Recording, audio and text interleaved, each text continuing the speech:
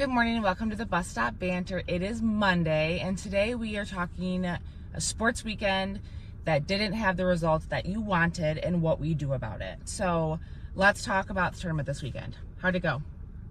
Not good. Okay, so why? Because we looked like the team that we had last year for the junior growlers. So just young, right? Mercy. We looked...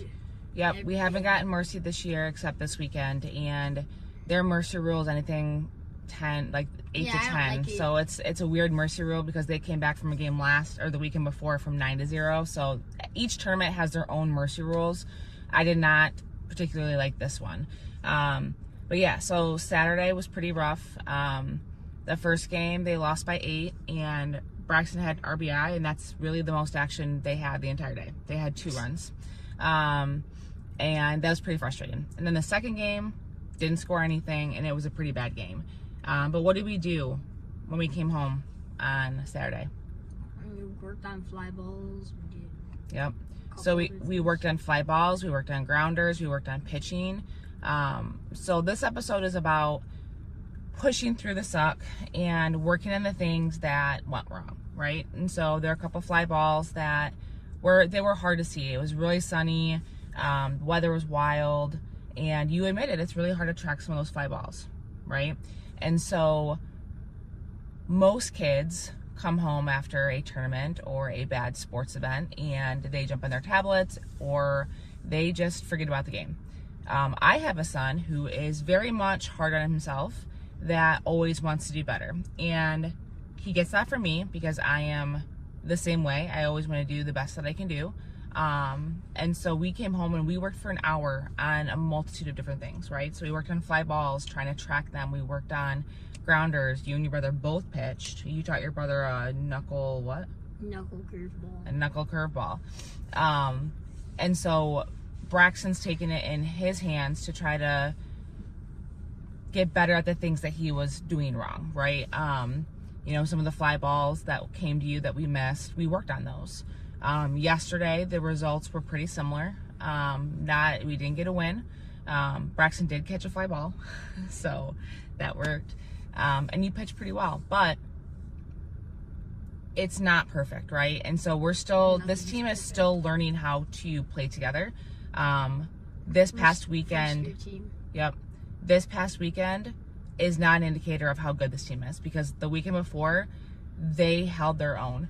So this weekend, they just were off. And I'm not really sure what it is, but I think as parents, you know, we had a very forward conversation with Braxton on the way home, because it's not fun paying a lot of money for a travel ball to have your butts kicked, right? It's not fun for me, it's not fun for you, it's not fun for your team. And you could tell the morale was down all weekend, which is unusual because the weekend before, they were on fire. No matter what, they were on fire. And so we had a really frank conversation. We talked about the things that they did wrong. We talked about how we could work on those things. And I frankly just asked Braxton, like, hey, how can I help you be better at this, this, and this? And it brought a kind of a cool conversation of like, well, maybe Braxton wants to try catching, right? Because we've identified that catching on our team is a little bit of a challenge. So in baseball, when a ball goes past the pitcher, somebody on third can score. And honestly, that's where the majority of our points came from this weekend, right? Stolen bases and wild pitches. There was like only a couple of kids who ended up scoring. Yeah. Because most of because the backstop wasn't that far back. Right. But the majority of the points scored this weekend were because of stolen bases and passed balls on the catcher. And we've talked about, like, I wouldn't want to be a catcher. Catcher's a very, very hard job. The 2 boys that we have as catchers, they're pretty good, right? But how can we grow other people in those positions that can step in when someone might be off that day?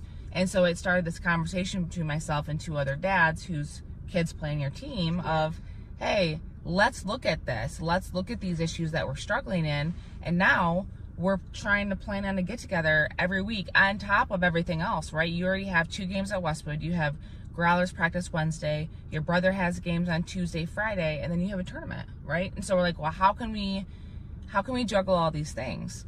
But as parents who are investing in your kids in a sport that they love, we have to pivot and we have to be able to make ourselves available to work on those things, right? And so 2 of his buddies and him are going to get together. I don't know if it's going to be this week, right? We're working on the logistics of it because we're very busy. We don't have a tournament the following weekend, so next weekend might be better. But they're going to work on catching. They're going to work on fly balls. They're going to work on pitching. They're going to work at bats, right? And these kids are continuously working to take their team to the next level.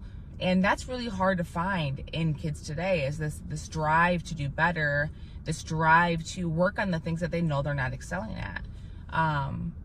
And that's important, right? But as parents, it's hard because we don't like watching you guys get your butts kicked. But it's also up to us to say, hey, how can we help you get better, right? Yeah. So talk to me about like your reasoning behind potentially trying to be a catcher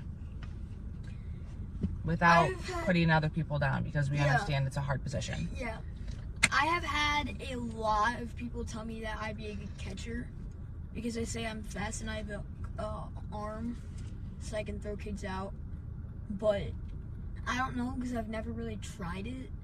I remember doing it like once during machine pitch at Little League, and then never doing it. I think a big reason is because I have to wear a cup. I have to do something that I haven't done before. I have to wear a whole bunch of gear. I have to wear a catcher's glove, and I don't even have a catcher's glove. We don't have that equipment, so I have a cup.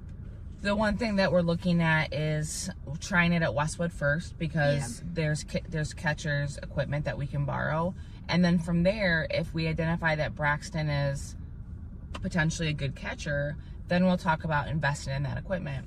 And we've gotten some pushback because, you know, a lot of people are like, oh, you're gonna hurt your knees because you're constantly down there, you know, Braxton's better to be infield and we need somebody out there that can talk. And I understand that. We totally understand that. And we're not saying that this is what we're doing. We're just going to test it out because I think it's important because we only have 2 catchers on your team now, right? Potentially. Yeah. And I think it's important to grow other people in those positions, because what if one of our catchers gets hurt? What if both of them get hurt? We only have 10 players on our travel team. So other kids might have to jump in to do these positions, right? And so how can we prepare for a circumstance like that may happen, right? How many times did the catchers get hurt this weekend?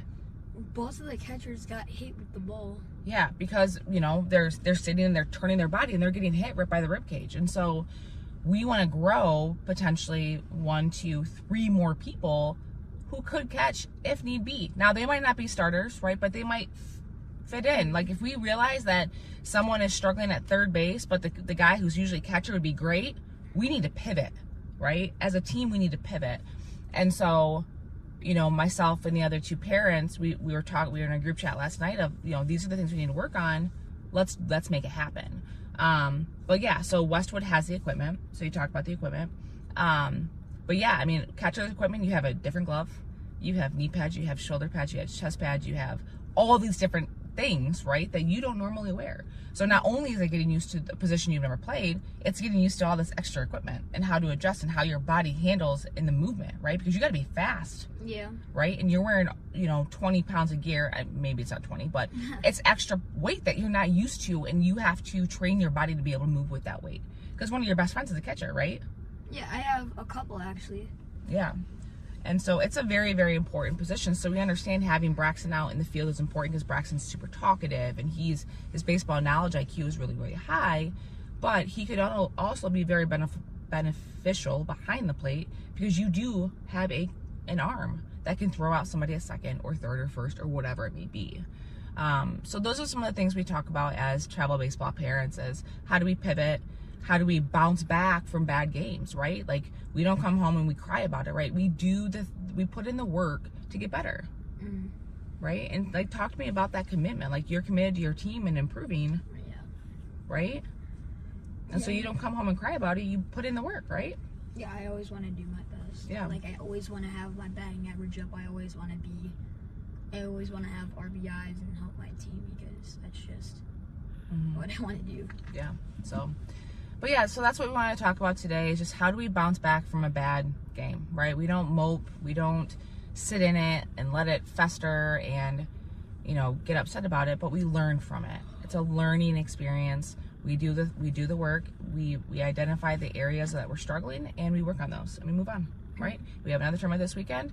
You guys are going to win out. You're going to do great, and that's the mindset. It's all about Gonna mindset. win a championship. Yep. So that's what we got for today for Bus Stop Banter. We hope everybody has a great Monday. We'll be back tomorrow. Happy late Mother's Day. Yes. Happy late Mother's Day.